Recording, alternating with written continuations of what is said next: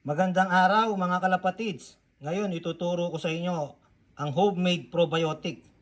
Dito lang yan gagawin sa Tweety Eagles Loaf na matatagpuan sa Florida Blanca, Pampanga. Ituturo ko sa inyo yung elevated o mas maraming protina na paggawa ng homemade probiotic. Huwag na natin patagalin yan. Ito na yung mga ingredient natin. Siyempre, yung gagamitin nating Yakult. Dahil wala pa tayong nagawa yung lactic acid at kinulture natin na maging probiotic.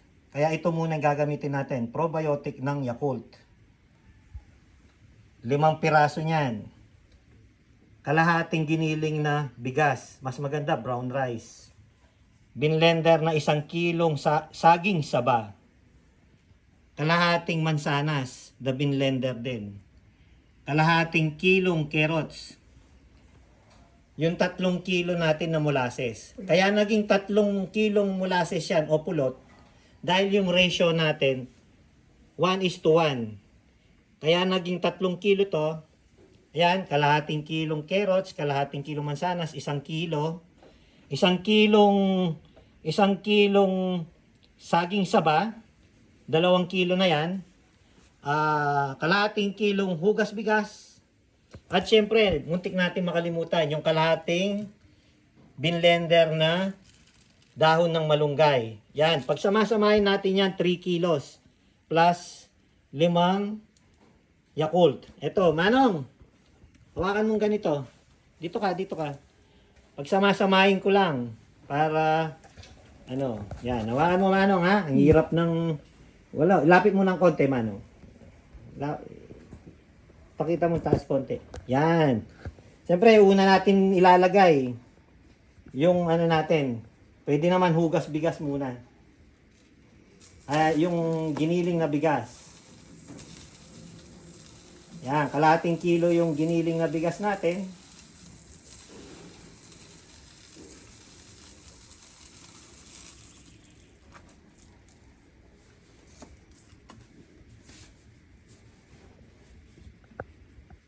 Dali lang. Wala pala akong damit. Magdadamit ako. Baka makita yung laki ng katawan ko. Ayan. Isunod natin. Kahit na anong isusunod natin. Ito yung mansanas. Kalahating kilong binlender na mansanas. Ayan. Dahan-dahan lang. Hindi na matatapon yan. Ayan. Tinip natin yung embudo natin. Nag-DIY lang tayo ng mineral water. Para 2 kamay. Ayan. Pagkatapos ng mansanas, yung carrots naman. Ayan. Kalahating kilo din yung carrots. Yung iba, ginagawa nila, nilalagay sa strainer to. Para makuha lang yung katas nila. Pero ako hindi ko na, diretso na to para lahat ng sustansya nandito sa mismong carrots tsaka mansanas. Hindi natin kailangan tanggalin to, hindi natin kailangan pigain pala. Kung ibebenta nyo, para maganda, tsaka hindi buo-buo yung iba, pwede nyong salain. Pero ako, mas masustansya yung wala kang tatanggalin. Nandyan lahat. Kasi piperment naman natin yan. Ayan. Piperment naman natin yan. Huwag na muna natin masyadong dinis. Papakita ko lang sa inyo kung paano. Mamaya ko na aayusin yan. Yan, ito namang saging. Ayan, no? Sobrang lagkit ng saging, oh. Natuyo na. Dahil binlender natin yung saging, oh. Nagbuo-buo na. Yan.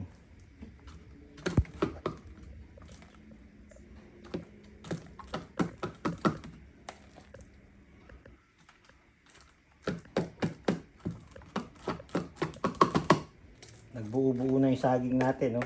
Dahil purong-puro. Nilagyan pala natin to ng 350 ml na tubig. Kasi hindi natin mabiblend yan kung purong saging. Tapos yung carrots, 150 ml na tubig. Saka 150 ml din yung tubig ng mansanas. Para ma-blend lang natin. Yan, no? Sobrang puro, nagbuo-buo. Yan, 1 kilo yung saging saba natin. Nagbuo-buo na, oh. Yan. Ito yung ginagawa natin, concentrated to. Pag na-ferment natin to, dahil concentrated siya, ituturo ko sa inyo kung paano pa natin mapaparami.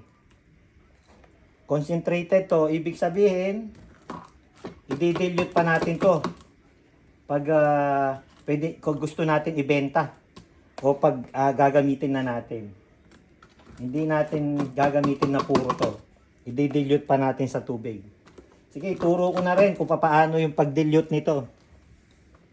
Pag nagawa to, para ma-activate natin yung probiotic na parami pa natin, kuha ka ng 30 ml nito, 30 ml din ng molasses, ilagay nyo sa 1 litrong tubig. Sa paraang yon, mapaparami natin yung ginawa natin probiotic. Ma-activate pa yung probiotic natin nun. Yan, oh, purong-puro, nagbuo na. Pero ito, giniling na to.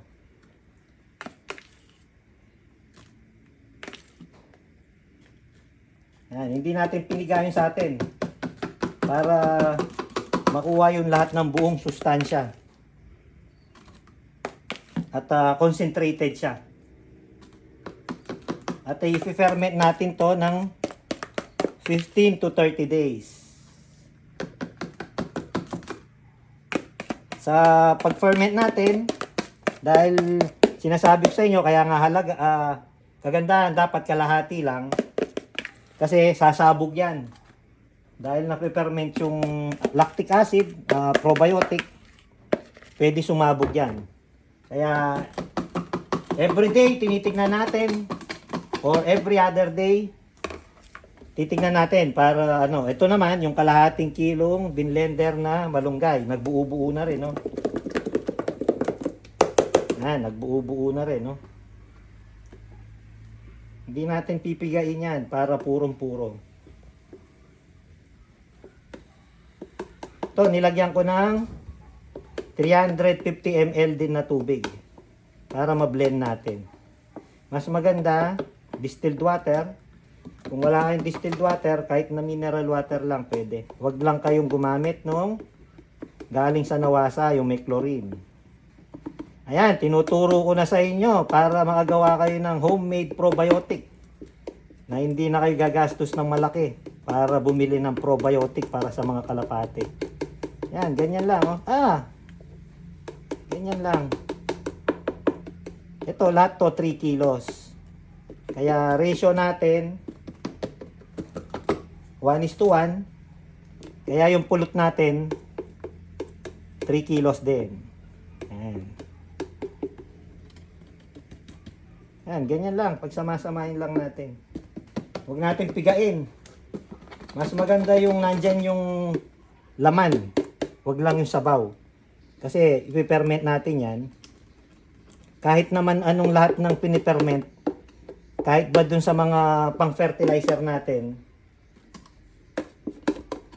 hindi natin pinipiga. Ayan, tapos na tayo.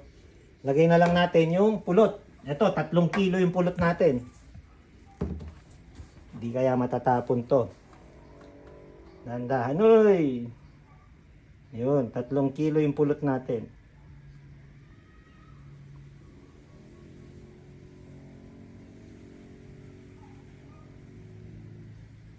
Yung isang version nito, dahil gusto natin ituro yung madali, na madaling makabili at makagawa ng probiotic, gumamit lang tayo ng Yakult.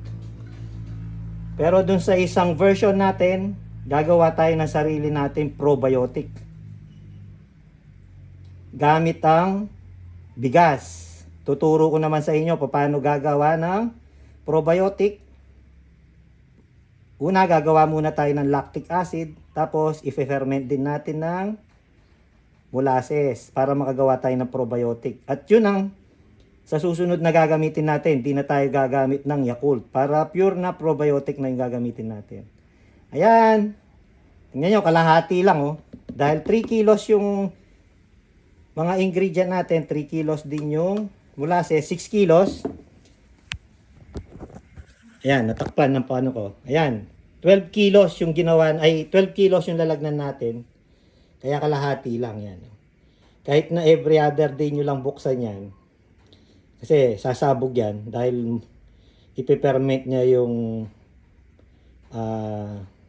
ginawa natin. Tapos bubuhayin niya yung probiotic. Yung mga good bacteria. Ayan. Meron pa pala tayong nakalimutan, Manong. Hawakan mo ulit. Yung Yakult. Taas mo ng konti, Manong. Yan, muntik ko nang makalimutan.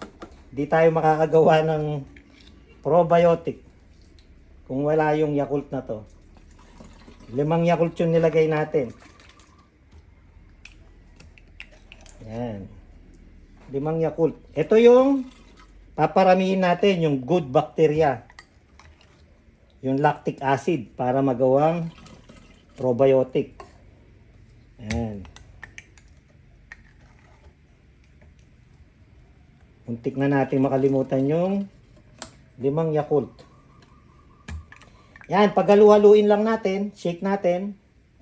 Kumuha tayo ng malinis na stick o chopstick na pwede nating gamitin na panghalo. Ayan. Tapos na tayo.